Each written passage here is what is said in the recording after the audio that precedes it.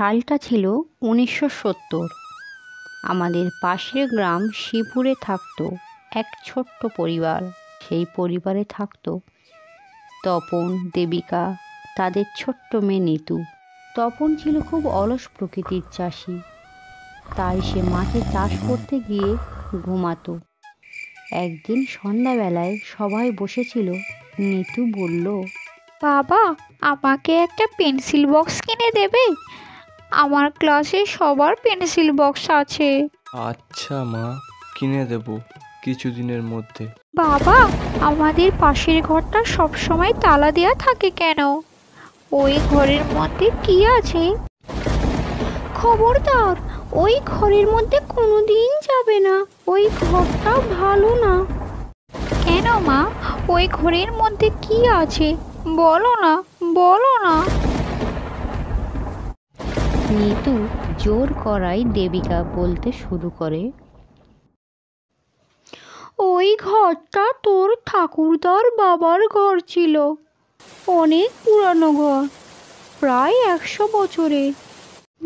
তোর ঠাকুরদার বাবা ছিলেন একজন মস্ত বড় তান্ত্রিক। তিনি মৃতদেহের উপর বসে তন্ত্র সাধনা করতেন। তার সঙ্গে সবসময় দুটো পেত্নী থাকতো তার হুকুম মানার জন্য। ওই পেত্নীদের দ্বারা ঠাকুরদার বাবা আলাদিনের প্রদীপ চুরি করে এনেছিল। তোর ঠাকুরদার মুখে শুনেছি ওই ঘরটার মধ্যে কোনো এক মহিলা হাঁটাচলা করত, তার পায়ের নপুর বাজত। এখন তেমন কিছু শোনা যায় না, আর প্রদীপটাও কি হলো জানাই যায়নি।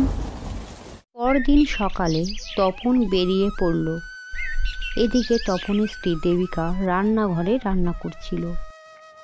সেই সুযোগে নিতু চুপি চুপি সেই বন্ধ ঘরের দরজার সামনে উপস্থিত হয় একটা লাঠি নিয়ে, আর মনে মনে ভাবল, এই ঘরের মধ্যে কি আছে দেখেই ছাড়ব।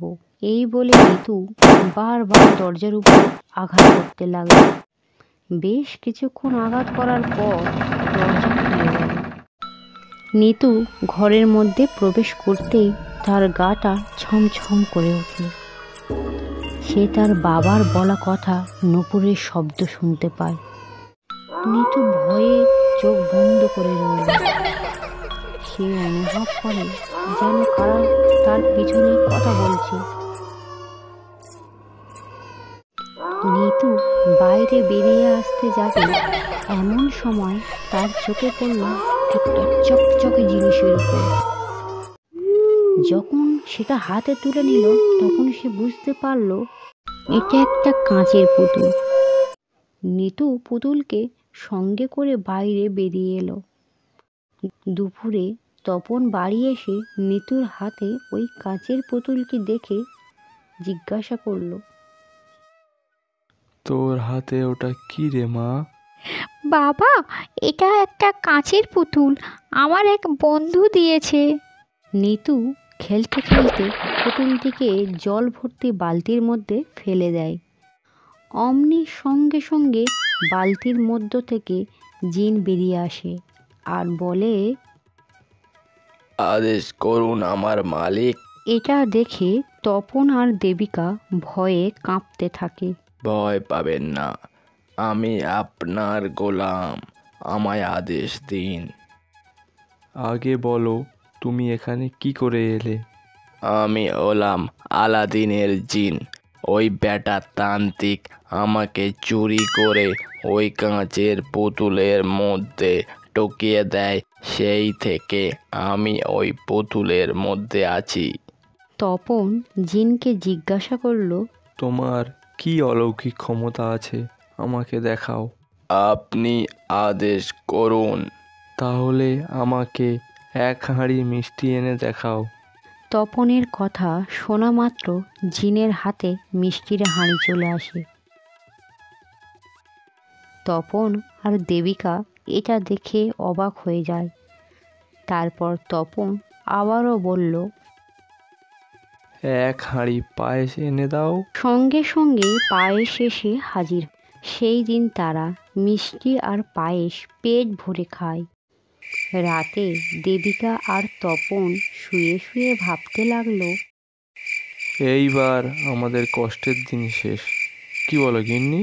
হ্যাঁ, যা বলেছ, এইবার আমরা আমাদের সকল ইচ্ছা পূরণ করব।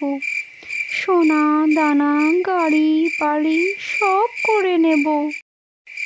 আমার পেন্সিল বক্স, আমরা বড়লোক হওয়ার স্বপ্ন দেখছি, আর তুই পেন্সিল বক্স নিয়েই পড়ে আছিস। পরের দিন সকালে দেবিকা জিনকে বলে, আমার সোনার গয়না আর শাড়ি চাই। অমনি জিন গয়না আর শাড়ি এনে হাজির করে। দেবিকার চোখ ছানা বড়া হয়ে যায়। এদিকে তপন তার ছোট্ট বাড়িটিকে দুতলা বানিয়ে নেয়। এইভাবে বেশ কিছুদিন চলতে থাকে। তার সাথে তাদের চাহিদাও বাড়তে থাকে। তপন গ্রামের সবচেয়ে ধনী মানুষে পরিণত হয়। একদিন দুপুরে নিতুর মা বাবা ঘুমাচ্ছিল। নিতু পেন্সিল বক্স পাওয়ার আশায় পুতুলটিকে চুপি চুপি বাইরে নিয়ে এলো। হঠাৎ তার হাত থেকে পুতুলটি পড়ে যায়। পড়ে যাওয়ার সঙ্গে সঙ্গে পুতুলটি ভেঙে যায়। পুতুল ভাঙা শব্দ শুনে তপন আর দেবিকার ঘুম ভেঙে গেল। তারা দুজনে পুতুল ভাঙা দেখে কান্নায় ভেঙে পড়ল। আমাদের ভিডিওটা ভালো লাগলে অবশ্যই লাইক ও কমেন্ট করো এবং চ্যানেলে নতুন হলে সাবস্ক্রাইব করো।